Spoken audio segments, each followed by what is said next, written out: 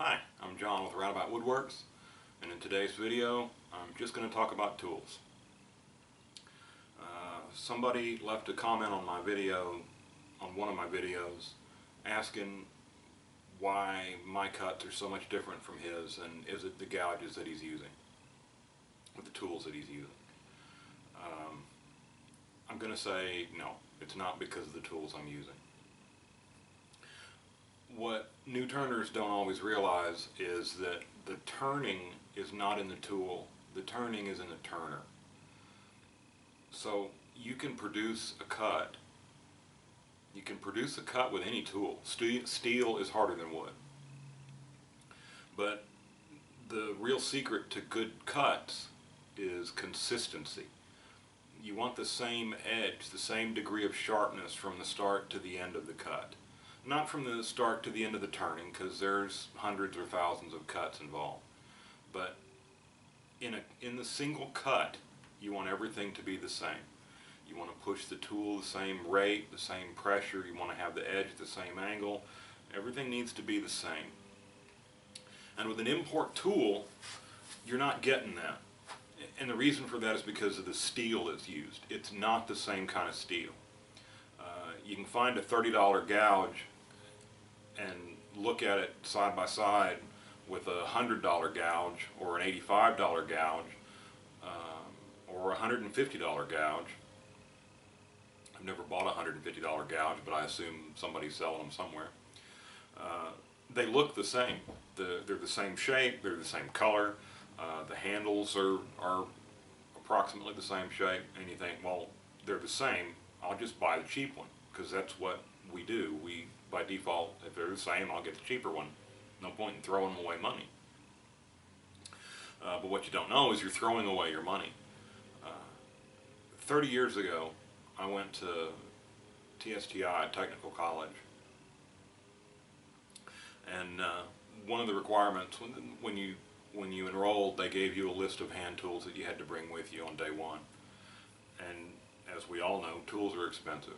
So there was a company at the time, I don't know if the company is still in business, but they sold Chinese imports. And 30 years ago, Chinese import tools were terrible.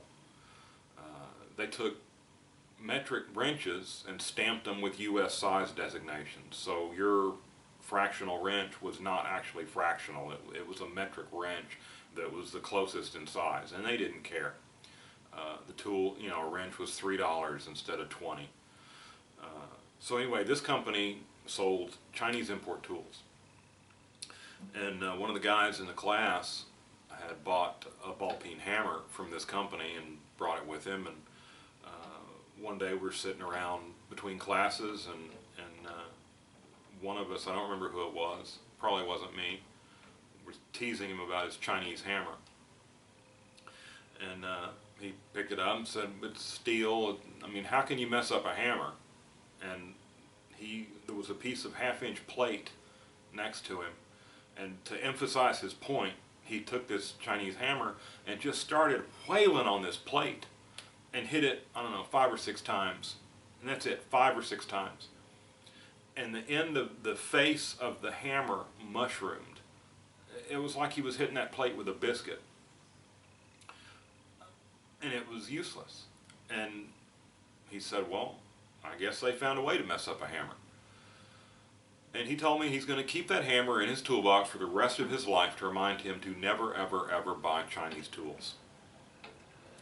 And to be completely fair to the Chinese, nowadays Chinese tools are not like they were.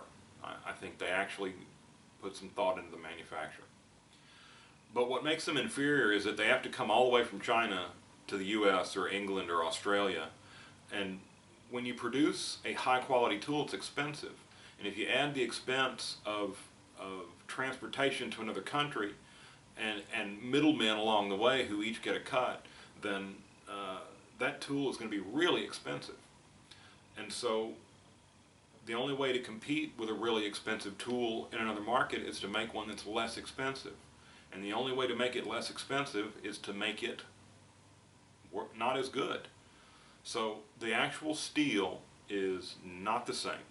It's not heat treated as well. It's not tempered properly. It's they're not the same. And what that means to you as somebody holding a $30 gouge in your hand as you're about to make a cut on a piece of wood is that your edge is going to change immediately and probably not predictably throughout that cut. So you're gonna make say a 3-inch facing cut on a bowl blank. The edge is going to be dramatically different at the end of the cut as it was from the beginning.